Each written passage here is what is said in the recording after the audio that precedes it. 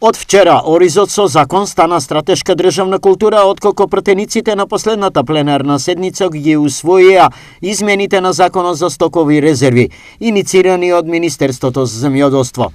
Оризот, нашето бело злато и традиционална житна култура во нашата држава. Нашата поддршка како Министерство кон Оризо производителите смеја докажале на дело.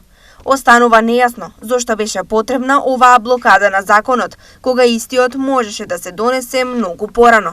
Потенцираат од Министерството за земјоделство. Со законските измени, статусот на овој производ е далеку поавторитетен, но главното прашање е што измените на законот ќе значат за производителите. Тоа апсолутно го поддржуваме, значи се согласуваме и тоа ќе биде едно позитивно, значи за оризопроизводството, така да ќе обезбедиме континуитет и некоја економска рентабилност во производството на ориз. За мене лично како производител и за сите оризопроизводители, ова е голем чекор напред.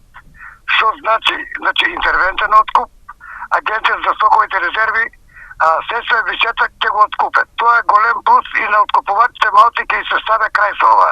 Првите контрааргументи за ова нашите соговорници нама се ги ставаат веднаш. Нити системот е поправен, нити една вада е ископана. Тоа е еден проблем. Втор проблем.